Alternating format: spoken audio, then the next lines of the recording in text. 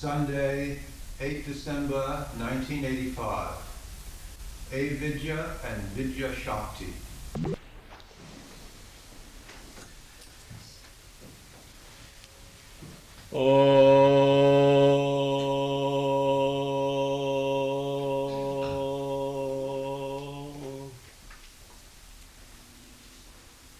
Tang stri tang pumanushi tang kumaro tavakumari tang jitna dandena vanchasi tang jato bhavushi vishyato mukha Om Shanti Shanti Shanti Hari Om Tat Sat.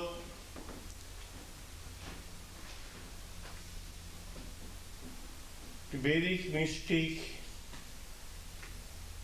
at the dawn of human civilization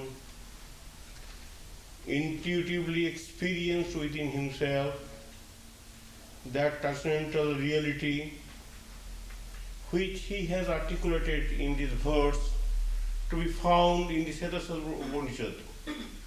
It says that I have seen that supreme reality within human tabernacle. So each person is nothing but a picture of God, a veritable replica of God. Whole world is nothing but a vesture of God. Everywhere his head, everywhere his eyes, everywhere his person, he has assumed all these forms, all these names. May we be able to understand the deep significance of this message, which will certainly enable us to appreciate the value of our own life, the sanctity and sacredness of human personality, and knowing that we can be immensely benefited in our everyday human life. Let us meditate on this grand theme of human dignity. Peace, peace, and our topic is evil power or demonic power versus divine power, God's power or good power. Now this life is nothing but a battleground of these two forces. In every heart, these two forces are lodged. We cannot say that we do not have any view of the bad impulses, or we are not swayed, conditioned by those influences. It may not be well entrenched in some good heart. Very fortunate they are. They have been able to keep the wolves out of the door. But most of us are assailed for some time, if not all the time. That being the fact, how to score a victory over the evil forces, how to be wedded with the good forces, and how to get ourselves established in that goodness, and by doing so, how we can enjoy our life. We cannot escape because we don't want to learn that.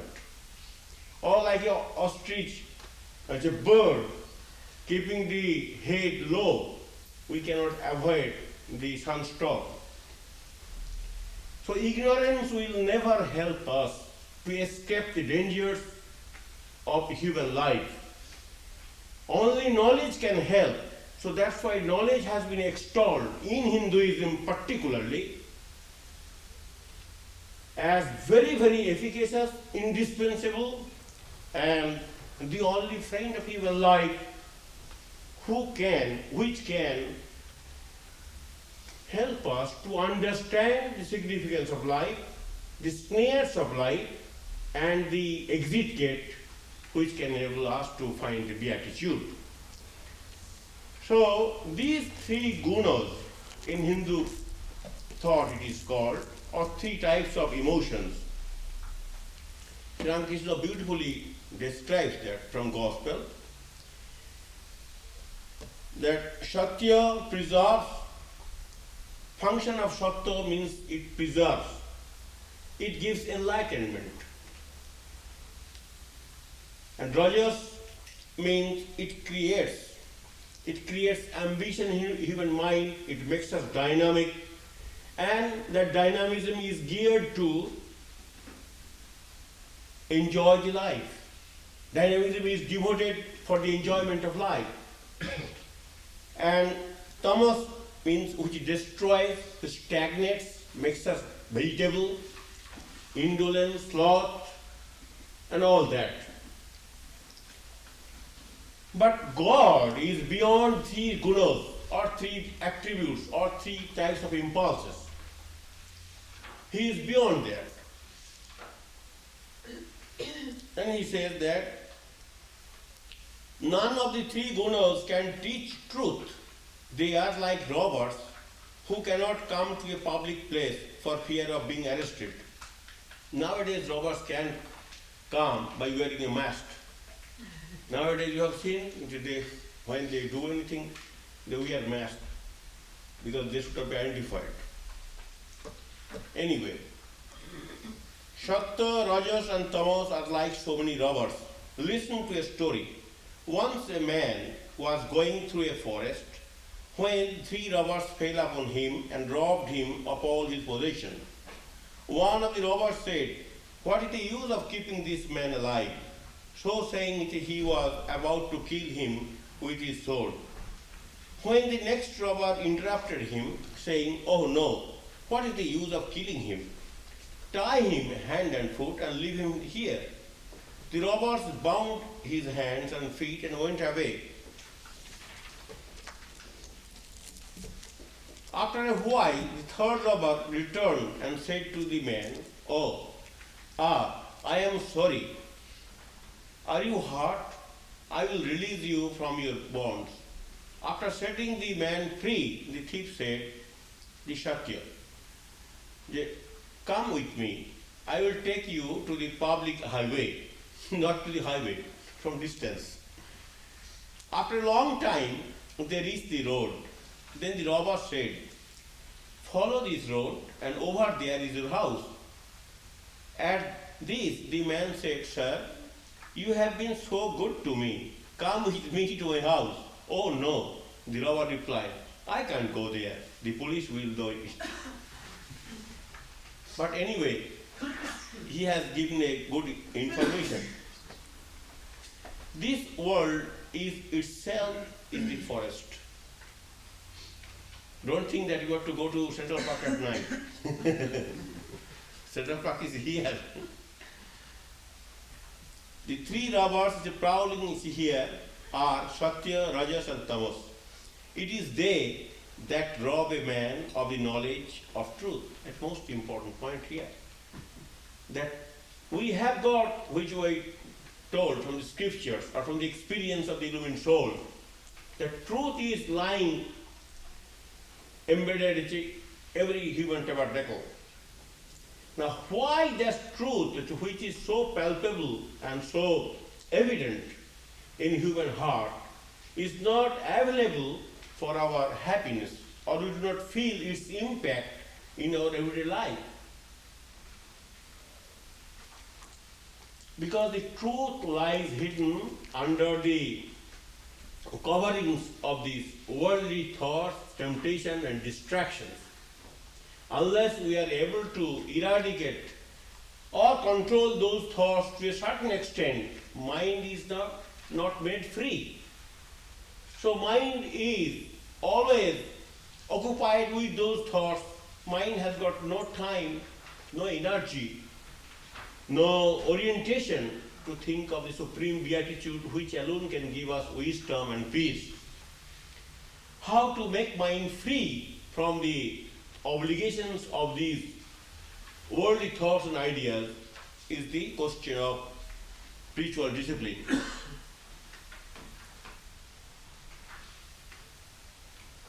It is they that rob a man of the knowledge of truth. Tamas wants to destroy him. Rajas binds him to the world, but Sattva rescues him from the clutches of the Rajas and Tamas. Under the protection of the Satya, man is rescued from anger, passion, and the other evil effects of Tamas. Further, Satya loosens the bonds of the world, but Sattva also is a robber. It cannot give him the ultimate knowledge of truth, though it shows him the road leading to the supreme abode of God. Setting him on the path, Sattva tells him, look yonder, there is your home. Even Sattva is far away from the knowledge of Brahman. We will be very glad if we have Sattva predominantly in our character. That will be immensely beneficial to each one of us if they can give the direction to follow that highway to reach our supreme beatitude.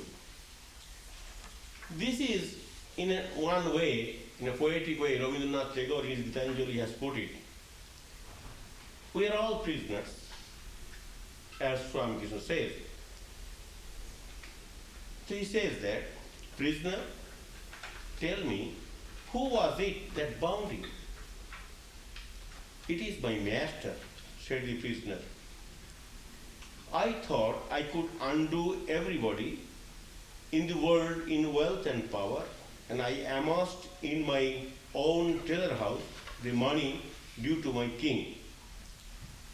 When sleep overcame me, I lay upon the bed that was for my Lord, and on waking up, I found I was a prisoner in my own treasure house. Prisoner, tell me, who was it that wrought this unbreakable chain? It was I, said the prisoner, who forced this chain very carefully.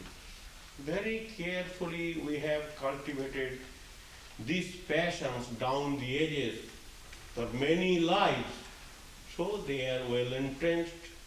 They have got no fear of the erratic landlord. They are not going to be evicted with the help of mafia. Well entrenched. Prisoner, tell me, who was it that wrought this unbreakable chain? It is I, said the prisoner, who forced this chain very carefully. I thought my invincible power would hold the world captive, leaving me in a freedom undisturbed. Thus, night and day, I worked at the chain with huge fires and cruel hard strokes. When at last the work was done and the links were complete and unbreakable, I found that it held me in its grips. These chains were forced by him, and these chains are binding him.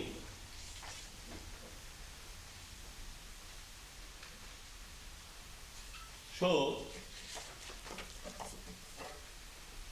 everywhere we find the same story of our ignorance, story of our diehard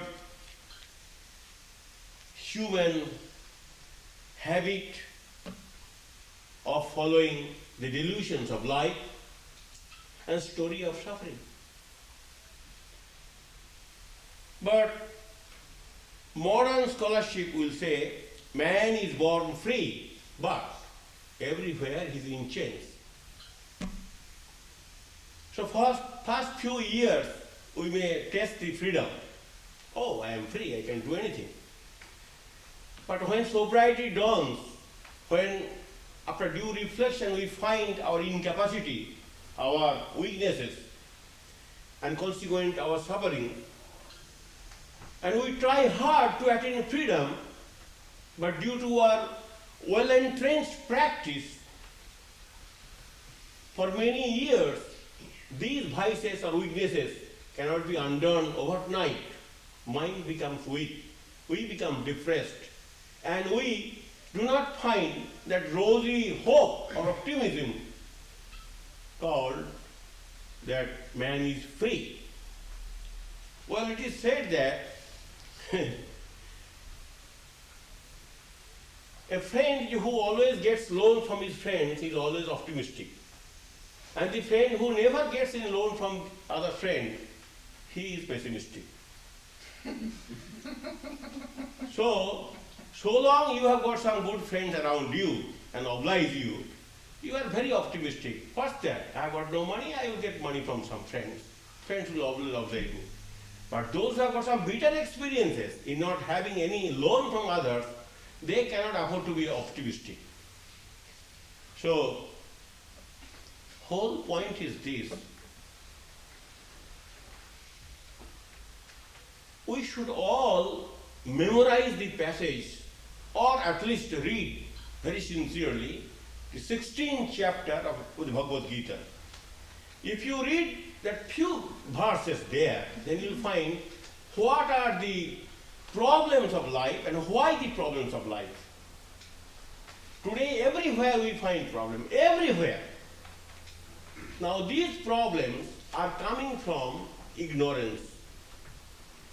And unless that ignorance is eradicated or at least understood, what is our ignorance? As Socrates used to say that, well, at least I know limitations of my knowledge. So in that way, I am a wisest man of the world, of Greece. Because at least I know my limitations, my weaknesses. Most of the people, they are so foolhardy, they are so complacent, that they are always thinking that they are the wisest person in the world. But I am wisest person in Greece, as they say. How I am wisest person? But at least I know my limitations, my weaknesses, my lacunas. So, in that 16th chapter of Bhagavad Gita, I will tell that these two forces, demonic forces and divine forces, are working within human heart and within the world all the time. Their battle is always going on. There is no ceasefire. There is no armistice. Always going on this battle. So, man is not born free. Man is never born free. Man is compelled to take birth. He cannot avoid it.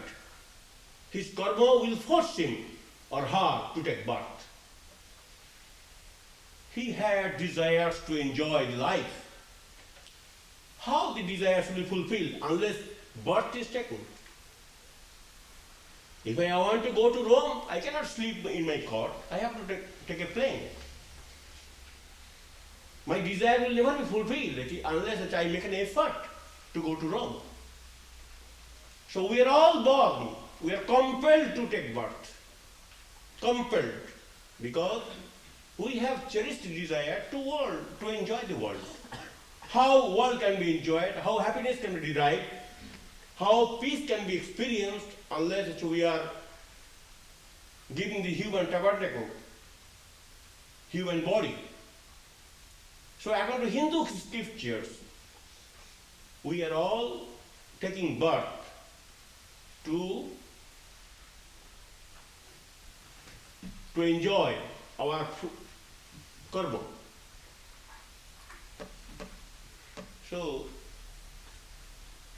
Gita says that those people who are thinking that God is, the world and human life is without any divine guidance, there is no divine guidance, there is no divine master, or there is no divine principle behind the human life as well as the world. So, eat, drink, and be merry, and enjoy. That is the goal of life. We should not follow any spiritual principles, moral discipline, or any idealism. Because what is the scope of idealism? This world is produced by us. And we don't want to recognize any divine principle in this scheme of the worldly life. So these sort of people who possess the philosophy of secularism, that matter rules everything, there is nothing beyond matter. These die-hard materialists are called men of shallow wisdom. Nastat mano, that is the Sanskrit word. That means who have lost their soul and who are short-sighted. Because we have lost our souls, because we don't feel the presence of soul within us, we feel the presence of body. Body is clamoring all the time to go to Macy's store and gimble. All the time. So we feel the drags of the body. I am to go, I am to purchase this gift, I am to purchase that gift. Naturally I am to go.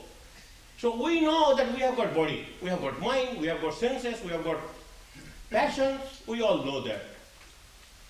How we to know that there is a soul behind all those things? That cannot be found out, that cannot be analyzed. Ordinarily speaking, of course. So knowing that we are self-created, we don't require any divine agency or divine principle or divine substance for the creation, for the movement of this world. So why do you care for idealism or spirituality or nonsense, all these things? These sort of people who do not want to think about the divine reality or supreme reality behind these passing souls, be they scholar, PhDs or Nobel laureates, they're all men of shallow knowledge.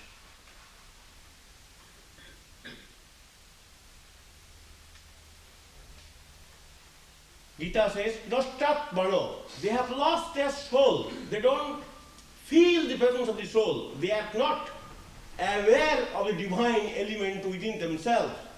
That invisible ingredient within the human life is the real stuff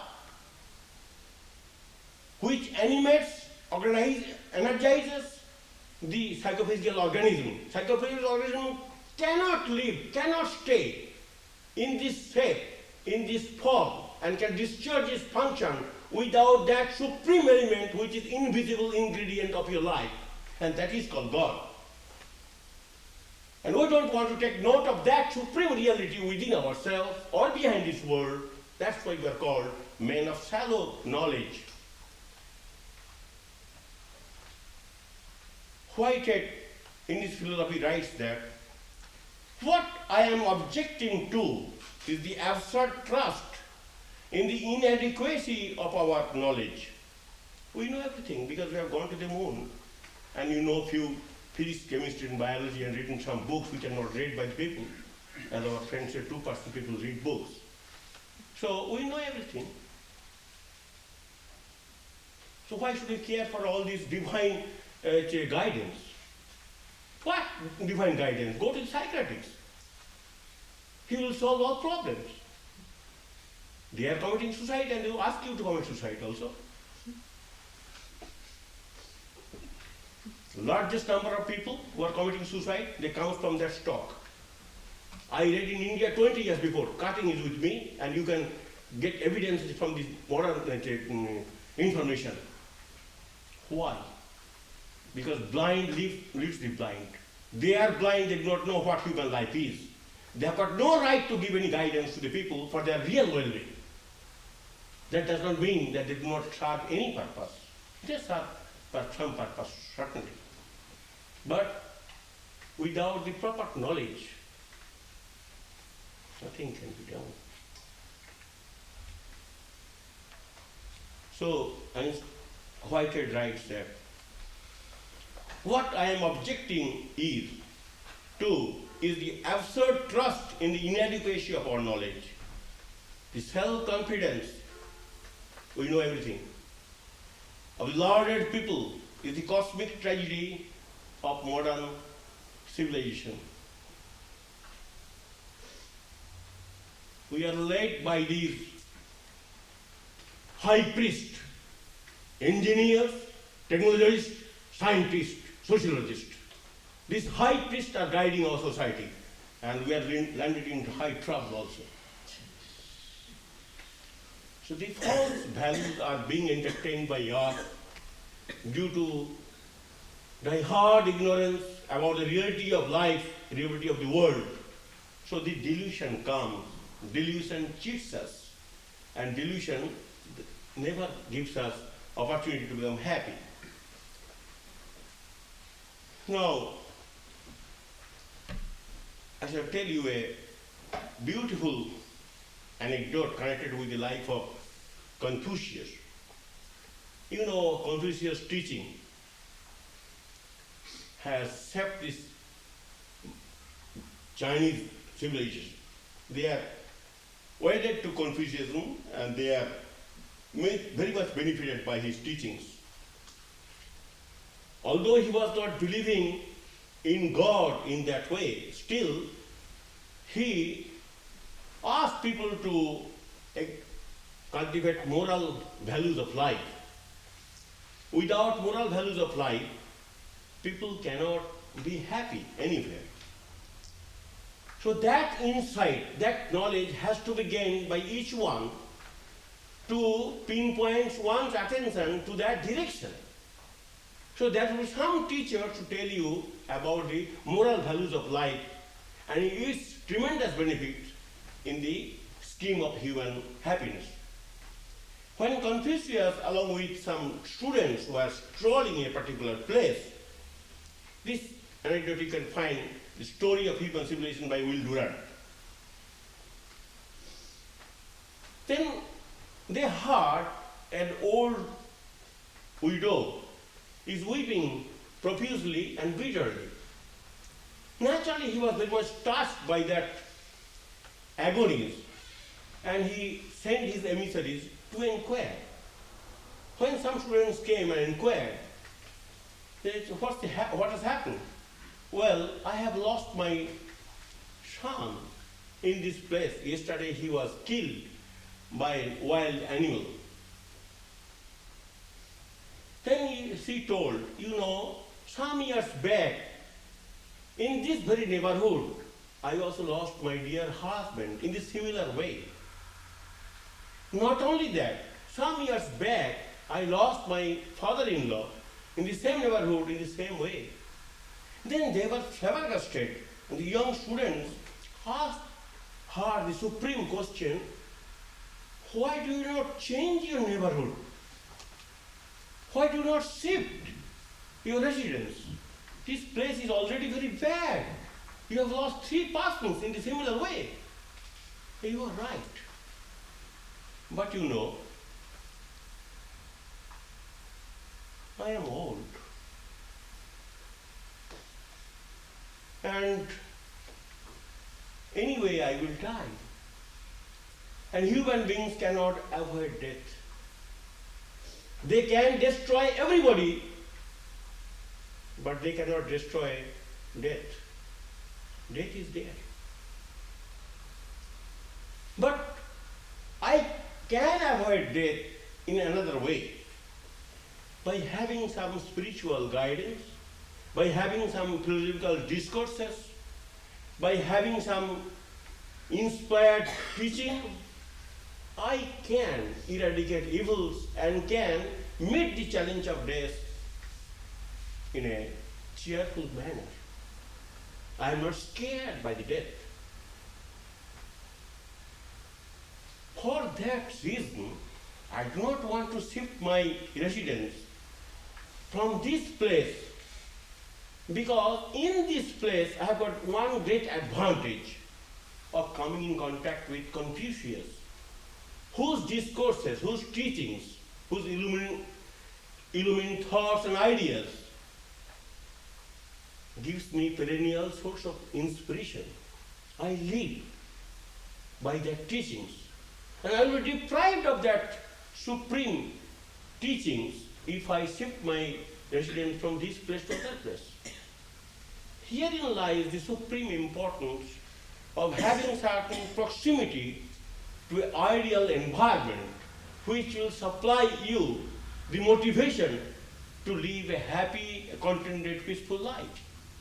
You can have a house anywhere in the world, maybe very well secured. There may not be mothers I can admit. But unless we have got a spiritual teachings, unless we are spiritually oriented or indoctrinated, unless all these teachings are well imprinted within our heart, unless we are able to change our life, how it is possible for us not to be scared by death?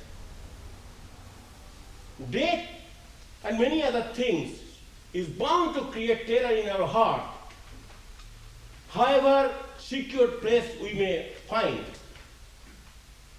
due to lack of spiritual knowledge. So spiritual knowledge is a must. We don't deny the security of a place, safety of a place.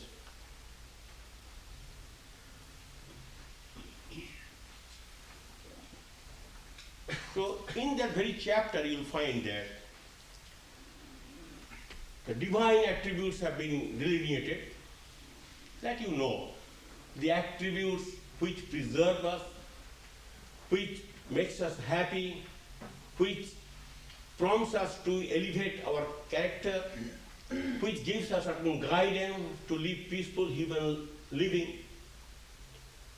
But demonic forces, non-spiritual forces, non-godly forces, chaotic forces are also there, and they are mainly the lust, anger and greed. Tasmat edatrayam tajet, trividam narakashadaram.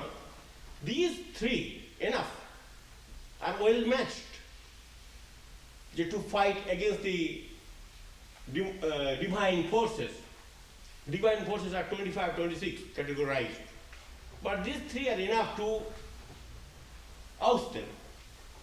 When we are swayed by these emotions, lust, anger and greed, all the divine forces which are there, they lie low. They are taking shelters. They cannot come in the highway, because highway is guarded by these three demons, so they are afraid of them. And by having impulses from these agencies, lust, anger and greed, we are slowly conditioned, indoctrinated, brainwashed, ripped, bettered, and become weaklings. And we follow their commandments. So in this way, we die. So man, we are destroying our spiritual sensitivity, spiritual awareness, spiritual aspirations, higher motivations of thoughts. It is there, but they are not strengthened, they are not nurtured. Because we have got no time. Our mind is geared to enjoyment, being impelled by these demonic forces. So what is happening? Firmness of the ego. We are very strong in our egoistic attitude. We have got very high-headed monster ego. And then emptiness of the heart. Heart is empty. Heart is depressed. Heart is joyless. Because any egoistic person will never be happy. Because he or she never thinks the happiness of the others. They're always concerned for their own happiness. Due to preoccupations of their own thought, due to that egoistic or that sort of eccentric attitude, they are neurotics. And neurotics, to quote Bernard Shaw, always demand why the whole world is not waiting on them. That's their demand. That's their commandment. They do not want to see anybody's welfare, anybody's peace and happiness. They want to be happy first. That is their master passion.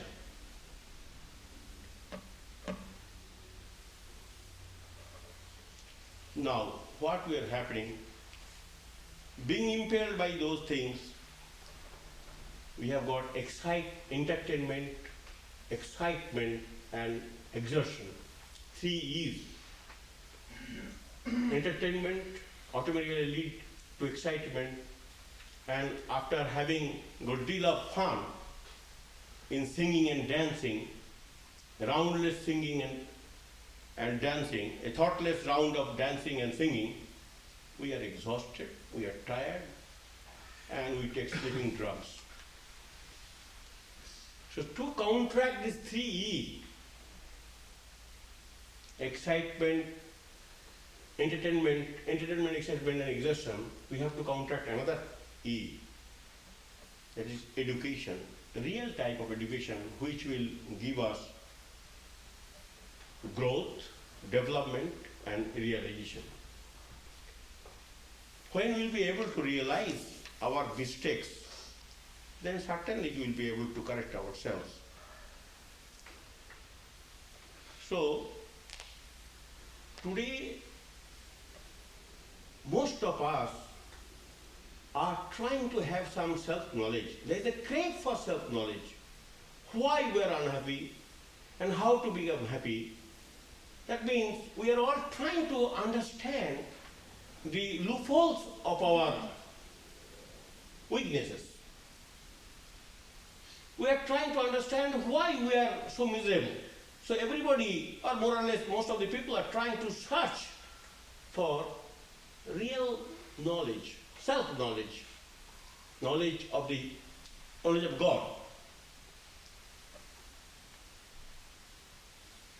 Materialism never allows us to gain that knowledge, because they have accepted matter as the ruling principle.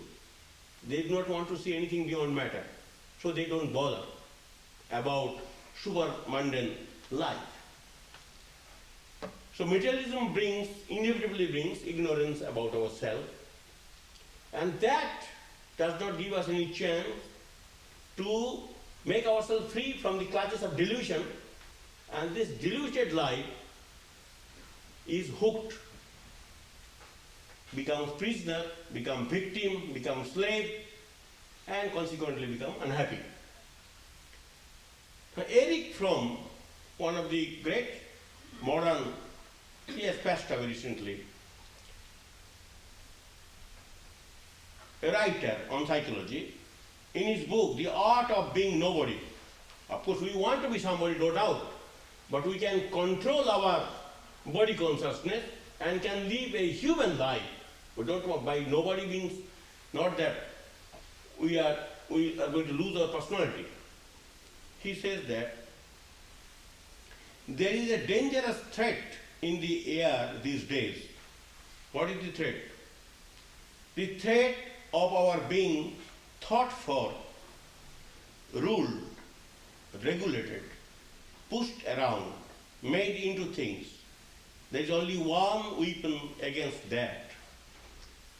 We are exposed to media, to the common thoughts and ideas prevailing in the society, and we are getting enough hints from those lifestyles and want to emulate them.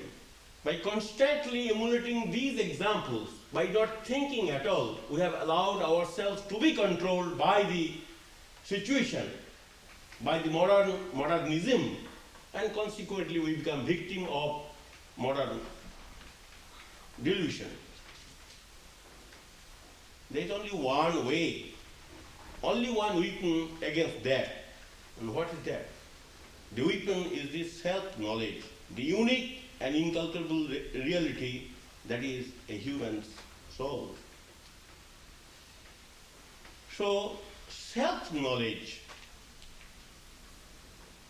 is the indispensable knowledge which alone can help us to understand the beauty, the grandeur, the dignity, the significance, the possibility, the divinity of human life and its infinite strength, infinite capacity. And by knowing that, slowly we can organize ourselves to lead a happy, peaceful life. Unless that sort of attitude is taking root in our life, unless we are wedded to that philosophy of life, how it is possible to bring any discipline in our chaotic life? Because we refuse to believe in supermundane principles, so naturally there is no question of organizing our life in that direction. So our scripture says, Sa Vidya Ja Vimuktaye. That is called learning. As Ramakrishna says, knowledge means which brings unity. That is knowledge. Which does not bring unity, which brings disunity, which brings multiplicity, which creates confusion in your mind, that is not knowledge. Sa Vidya Ja Vimuktaye, which makes you free, or which helps you to attain freedom, that is called knowledge.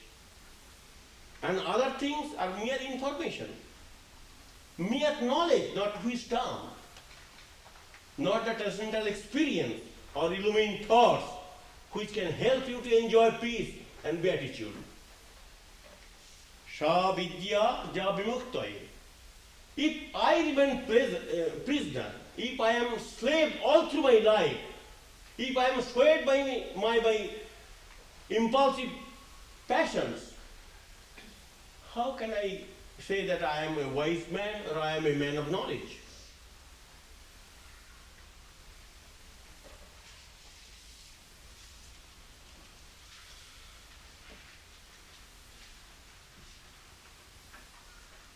So,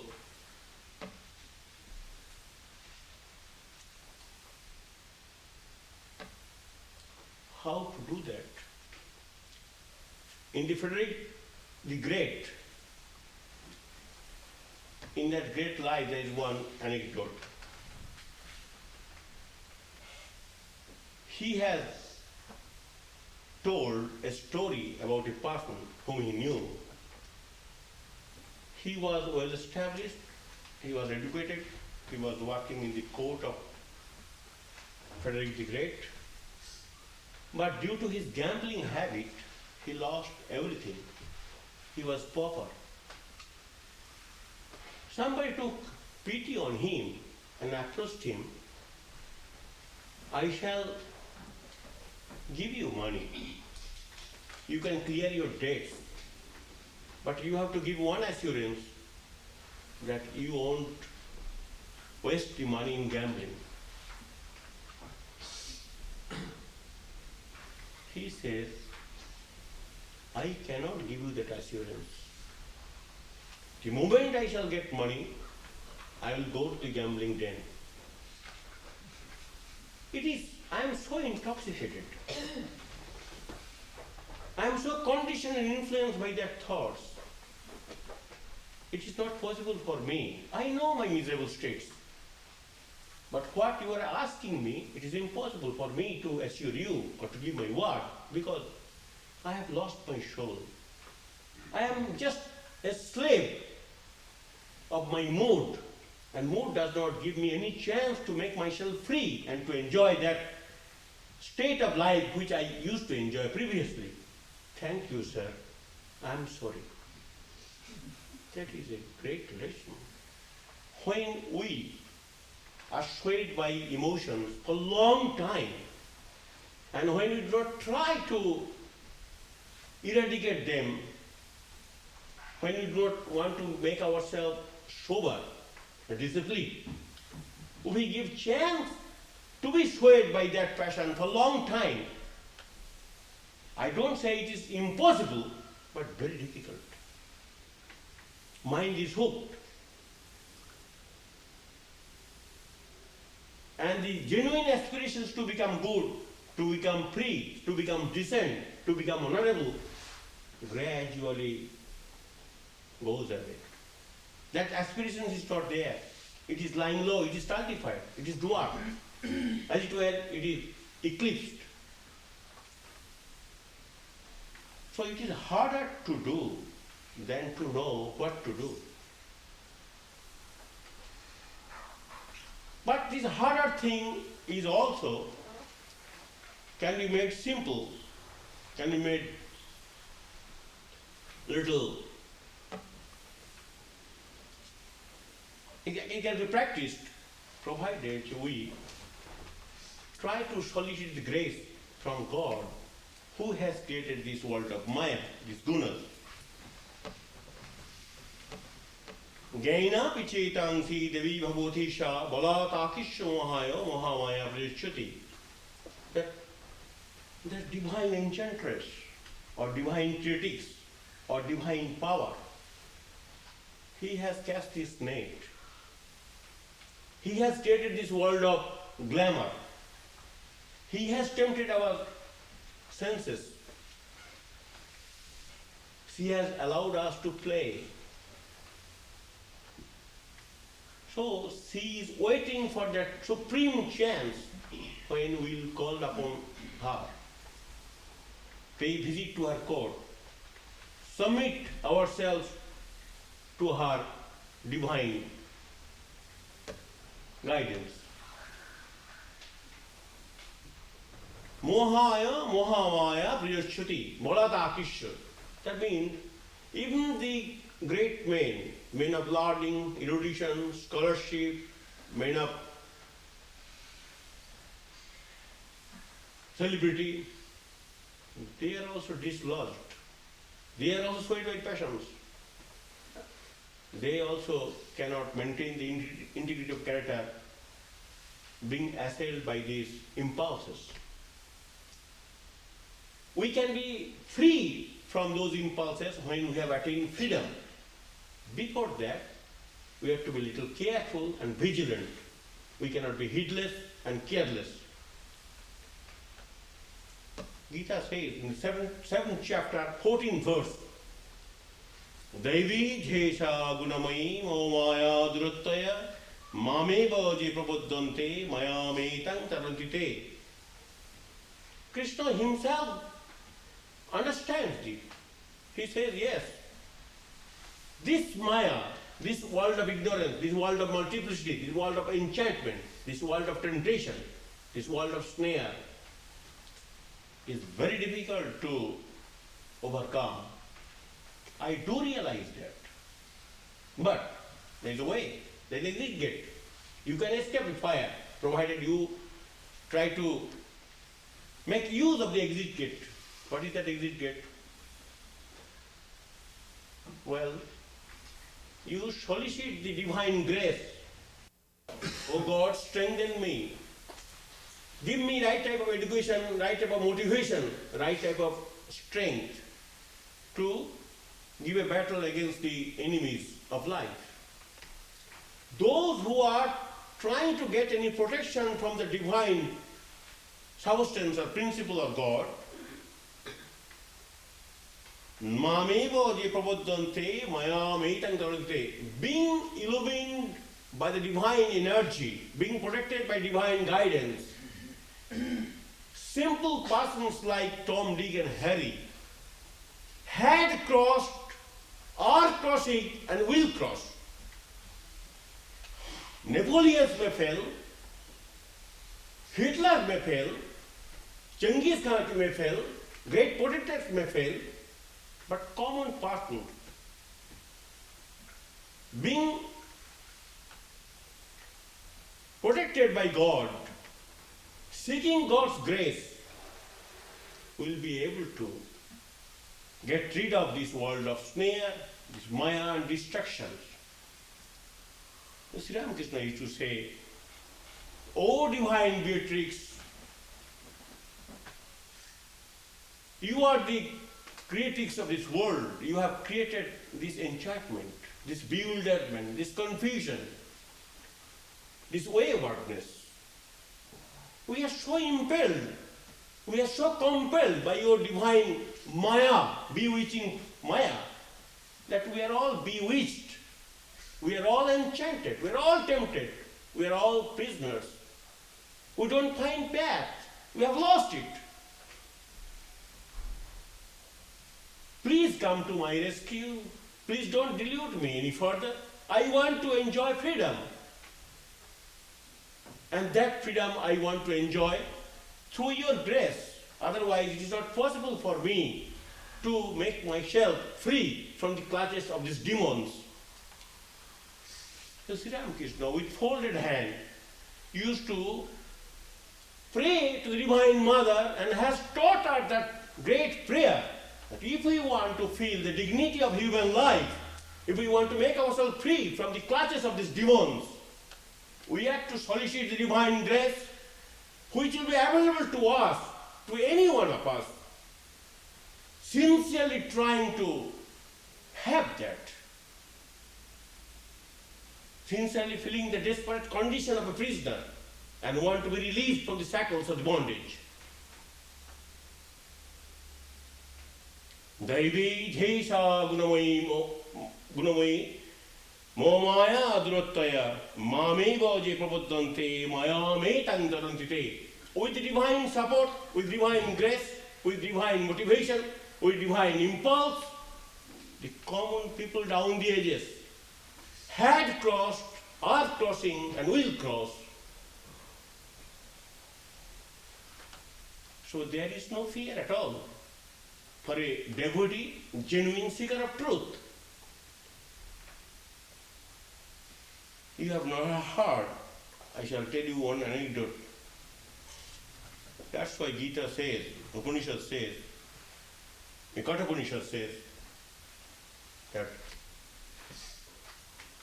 Avidya Amrita Vicham, those who want to enjoy that supreme beatitude of human life, want to enjoy that human life in a human way, those who want to be free from the clutches of the Maya, ignorance, delusion, they have to be thoughtful, they have to be meditative, they have to be reflective, they have to be disciplined. By thinking of that power within, by visualizing that helping hand around you, you can change your life.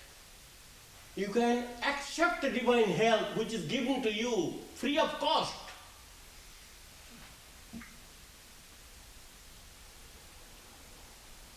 And by developing that sort of orientation or attitude or motivation or spirit of spiritual life,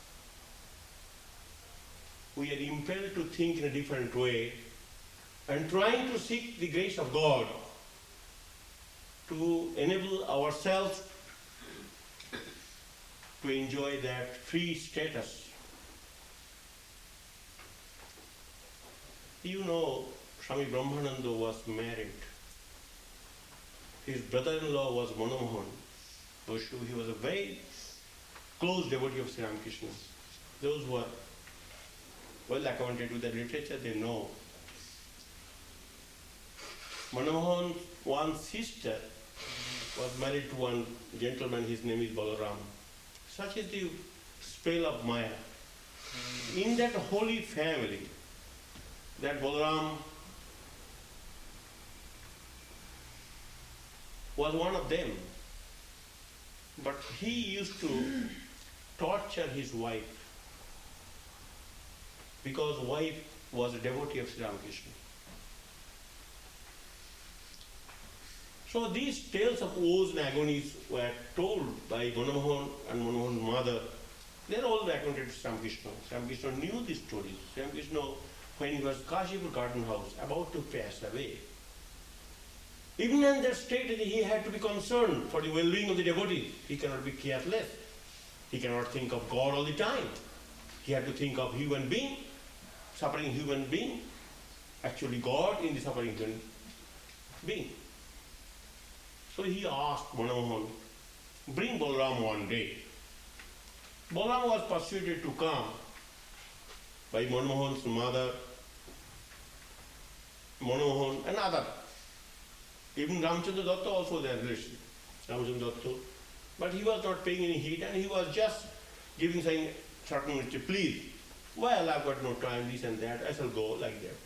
But one day he could not avoid, he came and he was taken to Sri Ramakrishna's room in Kashipur. Sri Ramakrishna was not properly dressed. Seeing him in that condition, he was very much irritated. He says, where have I come? See that condition of the human life. In that family, he has married a daughter of that family is well known to the Sri Ramakrishna circle, and still that guy was cherishing this sort of attitude about Sri Ramakrishna. Then Sri Ramakrishna understood his mind because he understood everything. So he put some clothes on his person and appeared before others as a gentleman. And then he began to think, well, he have read my thoughts. And then Sri Ramakrishna blessed him.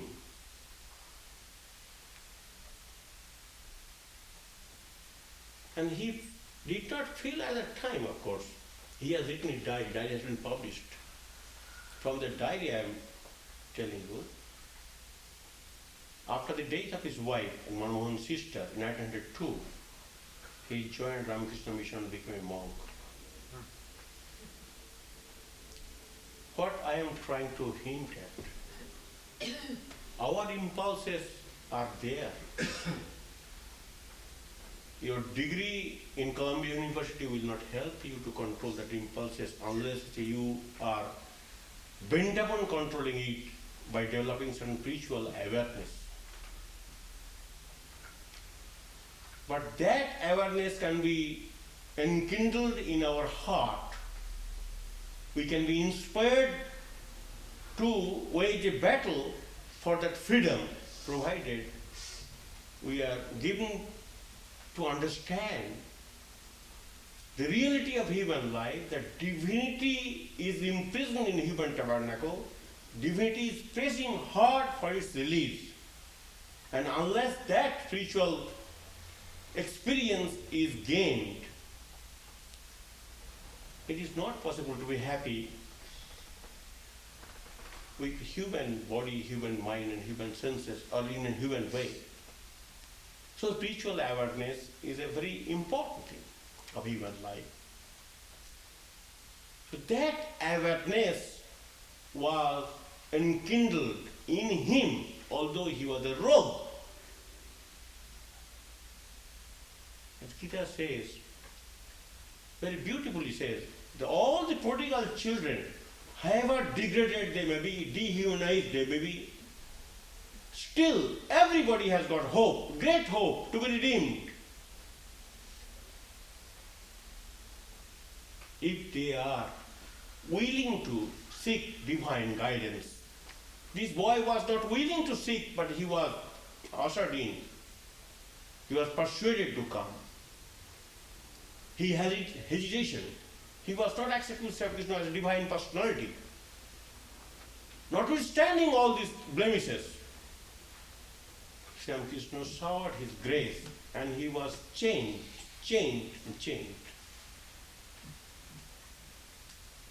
So if we try to seek that divine guidance which is within us,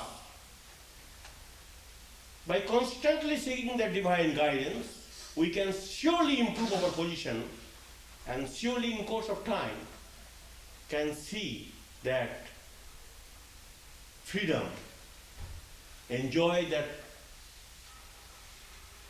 great life, and can be happy and can others happy also. So life is a battle of two forces. The demonic forces, non-divine forces can be controlled by strengthening the spiritual forces. Our unhappiness and misery to a great extent can be controlled only by developing that sort of attitude. But for that attitude, any other scheme we may accept for our glorification, for our happiness and peace, is bound to be failure. Let us stop here.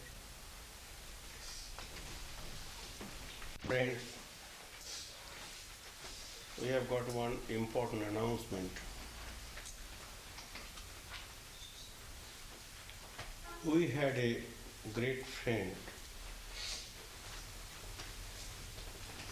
C.H. McLaren is dearly called in our circle as Mac. He was our vice president. He lived long life. Recently passed away very peacefully with full knowledge.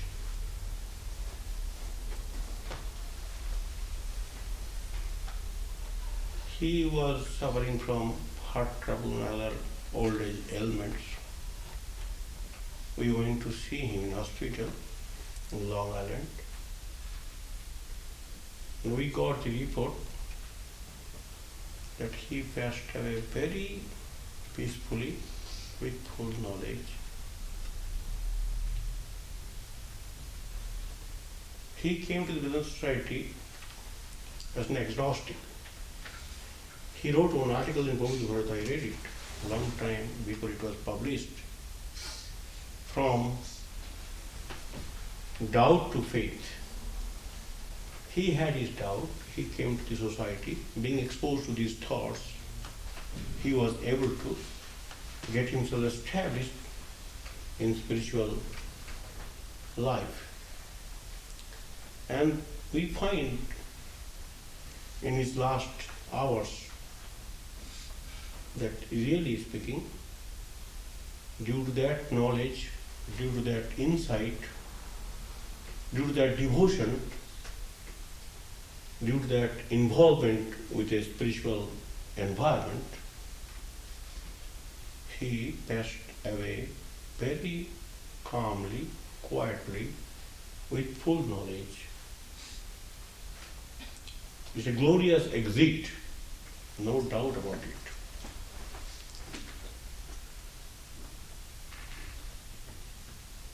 We have lost in him a great friend. He was vice president, a long-time friend. We are very sorry for that. And these sort of partners are really rare. But he was pretty old. Time has come to depart from this world and to have the companionship of God, which he was seeking all the time. May his soul rest in peace. We all pray to God with all sincerity at our command for his peaceful divine life.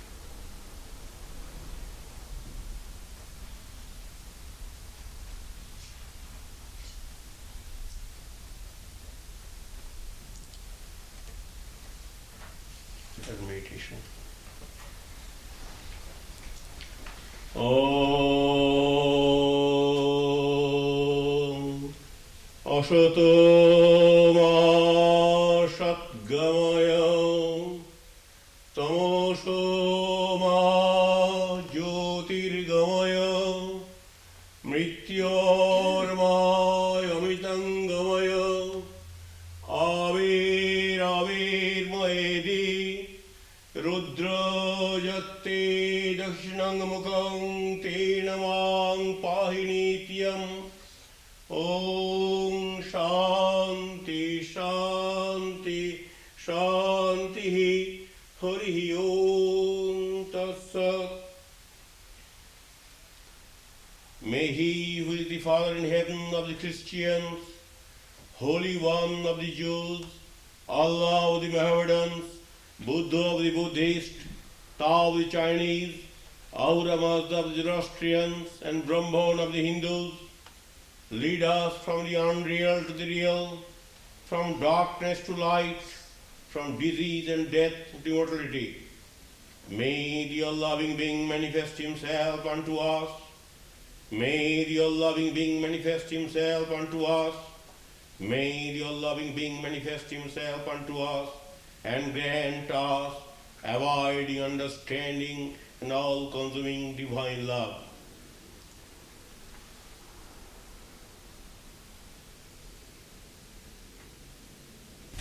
Om, peace, peace, peace unto us all.